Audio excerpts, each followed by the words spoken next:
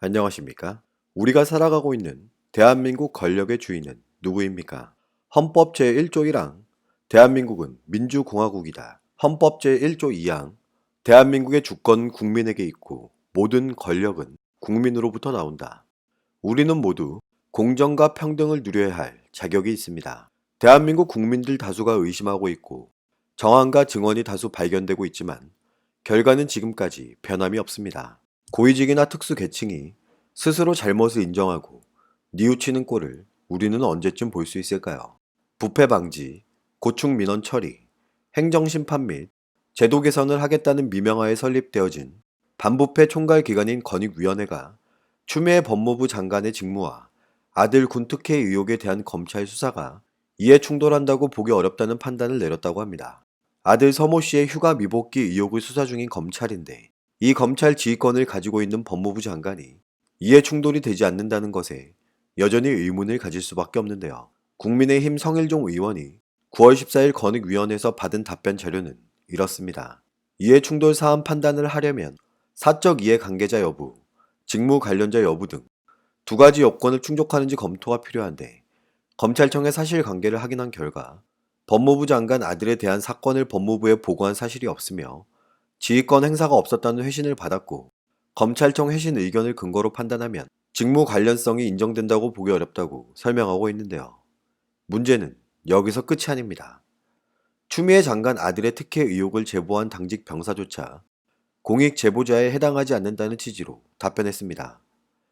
공익 제보자는 법에 규정된 개념이 아니며 권익위 소관 법령에서 규정하고 있는 공익 신고자에 해당하려면 공익 침해 행위, 부패 행위, 청탁금지법 위반 행위 등 세 가지 유형에 해당하는 내용을 법률에 규정된 신고기관에 접수해야 하지만 특혜 휴가 의혹은 권익위가 규정한 284개 공익신고 대상 행위에 해당하지 않는다는 것입니다. 무릇 공익제보자 보호 조치를 받게 되면 경찰과의 협조를 통해 물리적인 위협으로부터 보호하는 신변 보호 조치와 공익제보자가 제보로 인해 조직 내에서 인사상 불이익을 받지 않도록 신분을 보장하는데 특혜 의혹을 폭로한 당직 사병은 이것에 해당하지 않는다는 것입니다. 그런데 이 같은 판단을 한 권익위원회 비상임 위원 중에 전직 추미애 법무부 장관의 보좌관이 포함되어 있다는 사실을 알고 계십니까? 권익위원회는 위원장 1명과 부위원장 3명, 상임위원 6명, 비상임위원 8명으로 구성되어 있는데 해당 인물은 지난달에 비상임위원에 임명됐고 비상임위원은 상임위원 등과 함께 주요 사안을 논의한 뒤 판단을 내리는 중요한 역할을 하는 것으로 알려져 있습니다. 도대체 얽히고 설켜 있는 권력의 줄은 어디가 끝인 건가요? 해당 위원은 2008년부터 2012년까지 추미애 장관의 국회 보좌관을 지낸 인물로 2017년 더불어민주당 부대변인에 이어 문재인 정부의 대통령 비서실 사회혁신 수석 비서관, 시민사회 비서관 행정관을 역임했고 2019년에는 대통령 비서실 국정기록 비서관 선임 행정관까지 지낸 인물입니다. 해당 위원의 개인 블로그에 추미애 법무부 장관의 축사 영상까지 게재되어 있는 것을 봤을 때 보편적으로 굉장히 가까운 사이임을 우리는 알 수 있는데요. 그렇다면 우리는 합리적인 의문을 제기할 수 있습니다. 국민권익위원회는 일전에 조국 가족 수사 당시에 법무부 장관이 검찰 수사 과정을 보고받는지 여부 등에 대해 사실관계를 조사하지 않은 채 이해 충돌 소지가 있을 수 있다라고 원론적인 답변을 했지만 이번 추미애 장관 관련 사건은 검찰 측의 확인을 받았기 때문에 결론이 비교적 명확히 할 수 있었다고 설명하고 있습니다. 조국 사태 때는 참여연대 공동대표를 지낸 박은정 위원장이었고 지금 위원장은 더불어민주당 의원 출신이란 점이 이렇게 다른 결론을 낼 수 있는 것일까요? 국회 정무위원회 소속 국민의힘 의원들은 이런 입장을 나타냅니다.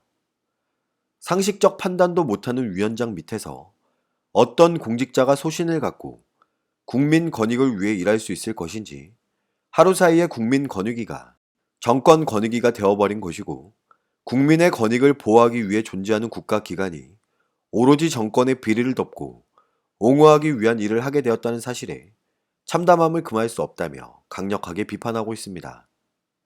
사태가 이렇게 진행되자 더불어민주당은 추미애 장관을 옹호하는 데 사력을 다하고 있습니다. 더불어민주당 김태년 원내대표는 이런 입장을 드러내는데요. 대정부 질의가 안타깝게도 추미애 장관 아들 청문회로 변질됐다면서 이 문제의 실체적 진실이 밝혀졌는데 팩트는 젊은이가 군 복무 중 무릎 수술을 받았고 경과가 좋지 않아서 치료를 위해 개인 휴가를 연장해 사용한 것일 뿐 아무런 문제도 되지 않을 이 사안이 야당의 무분별한 정치 공세에 의해 엄청난 권력형 비리인 것처럼 비화됐다고 표현하고 있습니다. 병가와 휴가를 적법하게 사용한 게 도대체 무슨 문제인지 알 수 없다면서 담당자 허가만 있으면 미 복귀자의 휴가 사용이 가능할 뿐 아니라 휴가 중 부득이한 사유가 있으면 전화, 메일, 카톡 등으로 신청 가능하다고 주장하고 있습니다. 그렇다면 여기서 우리는 또 합리적인 의심을 제기할 수 있습니다. 대한민국 국방부는 서모 씨의 휴가 의혹과 관련 휴가는 허가권자의 승인하에 실시하며 구두 승인으로도 휴가 조치는 가능하나 행정조치인 휴가 명령을 발령하는 것이 원칙인데 휴가 중 부득이한 사유가 있는 경우 전화 등으로 연장이 가능하기 때문에 휴가가 끝나기 전 전화로 휴가 연장을 요청해 구두 승인을 받았고 사후 행정 조치를 했으므로 규정 위반이 아니라고 주장하고 있는 것인데요. 하지만 군복무 이탈죄 관련 대법원 판례를 살펴보면 이야기는 달라집니다. 국민의힘 전주의 의원은 국방부의 해명대로 전화로 휴가 연장을 승인하고 사후에 행정 처리를 했더라도 객관적인 데이터가 없다면 대법원 판례상 탈영에 해당한다고 이야기하고 있습니다.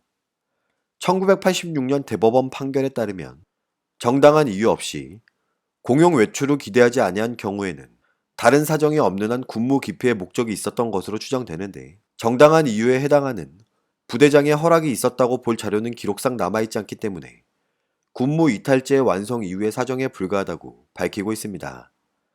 서모 씨는 현재 사전에 휴가가 승인됐는지를 휴가 명령서 등 기록으로 확인할 수 없는 만큼 부대에 복귀하지 않았다면 군무 이탈죄가 성립된 것이고 해당 대법원 선고 이후 이런 판단을 뒤집은 판결이 현재까지 난 적이 없습니다. 국방부는 구두 승인이 있었다고 해명하고 있지만 구두 승인이 이뤄진 시기 및 과정도 명확히 밝히지 않고 있는 지금 의혹은 더욱더 커져가고 있습니다.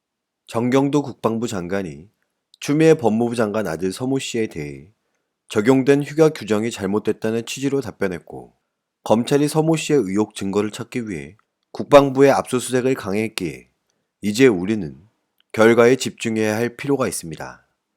대한민국 국민들은 바보가 아닙니다.